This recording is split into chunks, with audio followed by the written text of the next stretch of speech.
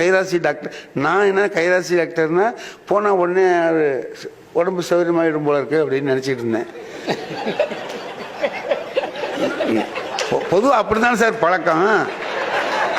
கைராசி டாக்டர்னா நம்ம என்ன சொல்கிறது பழக்கம், அது கைராசியானவர் அவர்கிட்ட போன கைராசியான கடை, அந்த கடையில் வாங்குங்கன்னா வாங்கினா குடும்பம் வளரும் நிறையா இருக்கும் அப்படின்னு சொல்லி சொல்கிறோமா, அந்த மாதிரி சொல்கிறோமா.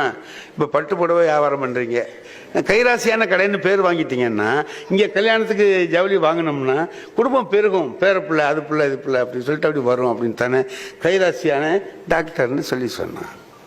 ஆமாம். அப்புறமா அதை விசாரிக்கிற வகையில் என்ன கைராசின்னு சொல்கிறான் சார். அதாவது ஒரு அப்பாவுக்கு உடம்பு சரியில்லை, ஆனால் சீரியஸ், வயசானவர், ரொம்ப வயசானவர். அவர் எல்லாருக்கும் தந்தி கொடுத்துட்டான். தந்தி கொடுத்தா எல்லாரும் வந்துடுவான்ல, சீரியஸ்லி இல்லை, ஸ்டார்ட் இம்மிடியேட்லினா அவனும் கிளம்பி வந்துட்டான். ஒரு 25 பேர் நெருங்கின சொந்தக்காரன்லாம் வந்துட்டான். தந்தி மட்டும் கொடுக்கக்கூடிய காலம், செல்லெல்லாம் இல்லாத காலம். அதனால் செல்லு அப்போ தந்தி கொடுக்குற காலத்தில் என்ன செய்வான், சீரியஸாக இருக்கும்போதே கொடுத்துருவான். ஏன்னா கிடைச்சி தந்தி கிடைச்சி அவர் வர்றதுக்கு நேரமாகும், அது வரைக்கும் சரியாக வரணுங்கிறதுக்காக சொல்லுவான். இப்போ அப்படி இல்லை, செத்து போகிறதுக்கு அப்புறம் தான் சொல்லுவான். அது எடுக்கிறதுக்கு ஒரு அரை மணி நேரம் முன்னாடி சொல்கிறவன்லாம் இருக்கிறான். அதை மாதிரி இவர் தந்தியை கொடுத்துட்டான். 25 பேர் வந்துட்டான் சார். வந்தால் இவர் போக மாட்டேங்கிறார்.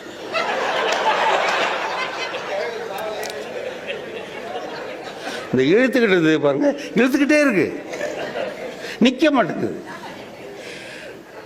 25 பேர் வந்தவன் என்ன நினைக்கிறான், ஒரு வழியா இருந்து முடிச்சுக்கிட்டு போவோங்கிறான். சார், ஒரு சாதாரண நடுத்தரமான ஒரு குடும்பத்தில் ஒரு 25 பேருக்கு சாப்பாடு போடுறதுன்னா எவ்வளவு செலவாகும்? காலைல டிஃபன், மத்தியானம் சாப்பாடு, அதெல்லாம் ஒரு சில பேர் சொல்லுவான் 11 மணிக்கு ஒரு டீ குடிக்கிறது எங்கள் வீட்டில் பழக்கம்மா. குடினா போய் கடத்தலில் போய் குடிச்சிருவா, இவங்கிட்டே சொல்கிறான்னா அதையும் போடுங்கிறான். அதில் ஒருத்தர் சொல்கிறான், தினம் இட்லி வச்சுக்க வேணாம், நாளைக்கு பூரி போடுங்கன்னா. இப்போ இவனால் முடியல சார், இவனால் செலவு பண்ண முடியல. அப்புறம் என்ன பண்ணால், ராத்திரியில் தூக்கம் 6 நாள் ஆகிட்டு. இதில் இப்படி ரோட்டில் நடக்கிறாங்க, தூக்கம் வருமா சார்? சின்ன பூரா படுத்துருக்கான் சார், எல்லாரும் வந்தவன் பூரா படுத்துருக்குறான். அப்போ அவர் உள்ள ஆணுக்கிட்டே இருக்கிறாரு தவிர போக மாட்டேங்கிறாரு. அவரும் போக மாட்டேங்கிறாரு, இவனும் போக மாட்டேங்கிறான்.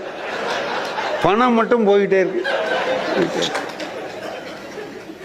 தூக்கம் வராமல் ரோட்டில் நடக்கிறான். அப்படி அடுத்த வீட்டுக்காரன் வந்தான். என்னண்ணே, என்ன கவலையாக இருக்கீங்களே, என்ன விஷயம்? அட ஏன்ப்பா அது மாதிரி தந்தி கொடுத்துட்டு எல்லா பயிலும் வந்துட்டான், இவனும் போக மாட்டேங்கிறான், அவரும் ஒரு வழியாக இருந்து பார்த்துட்டு போயிடுவோன்னு சொல்லி சொல்கிறானுவ.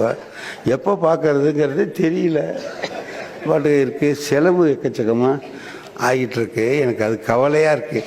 அதுக்காக வச்சுருக்கிற பணமெல்லாம் இதிலேயே செலவாகிட்டு போவோம் அப்படின்னு நான் நினச்சிட்டு கஷ்டமாக இருக்குது அப்படின்னா. அதுக்கு அடுத்த வீட்டுக்காரர் சொன்னான், ஏன்னா அதான் இப்போ இருக்குல்ல, நம்ம டாக்டர்கிட்ட கொண்டு காட்ட வேண்டியது தானே.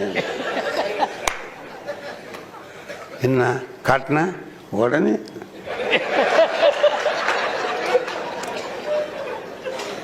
எப்போ காட்டுறீங்களோ அப்போ.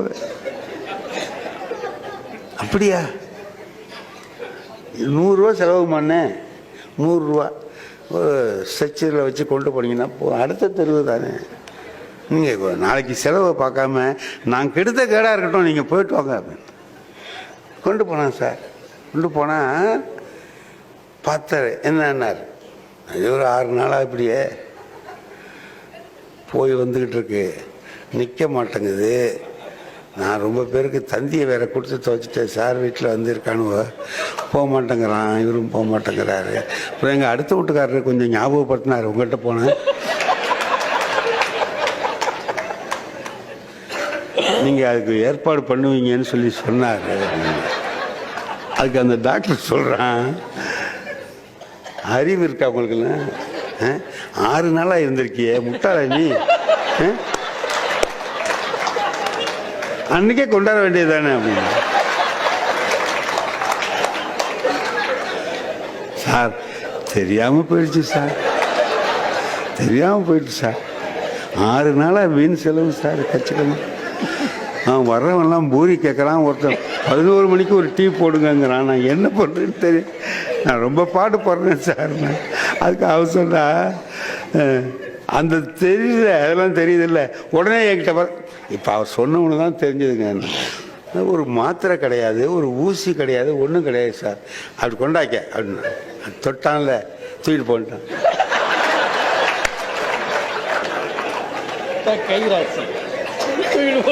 அப்படி தொட்டது தான் சார். நாடி பார்க்குற மாதிரி தொடுவானா இல்லையா? அப்படி தொட்டான், தூக்கிட்டு போ. அதாவது அந்த அப்புறம் விசாரிக்கிற போது அவர்கிட்ட வந்த கேஸ் எதையுமே அழைச்சிக்கிட்டு போன்னு அவர் சொன்னது இல்லையா, தூக்கிட்டு போ அப்படின்னு தான் சொல்லுவார்.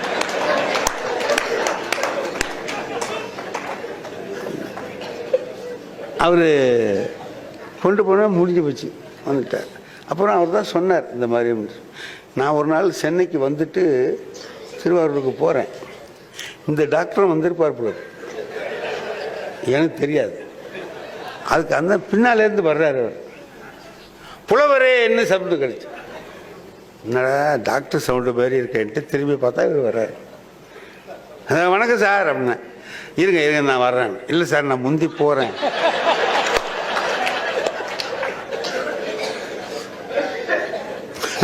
இருங்க. இல்லை சார் நான் கொஞ்சம் அவசரமாக வீட்டுக்கு போகணும்.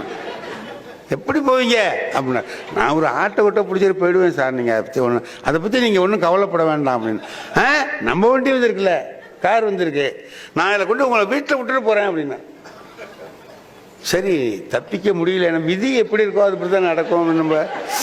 நம்ம அவர் கண்ணில் பட வேண்டாம்னு நினைக்கிறோம், அவர் நம்மளை விட மாட்டேங்கிறார் அப்படின்ட்டு சரின்னு நின்றுட்டேன். டிரைவரை பின்னால் உட்காருன்னுட்டு அவர் ஓட்டுறாரு காரை, என்னை பக்கத்தில் உட்கார வச்சுருந்தார் சார். போகிற வழியில் கடத்தெருவு தாண்டி போகிறோம், விடிய கால நேரம்ல. அதுக்குள்ளே காட்டி எவனும் செத்து போனோன்னு தூக்கிட்டு வரான், டெட் பாடி எடுத்துகிட்டு வரான். இவர் ஓரமாக நிறுத்திட்டு என்கிட்ட கேட்குறாரு, நான் ஊரில் இல்லாத போது இது எப்படி நடந்ததுன்னு கேட்குறாங்க.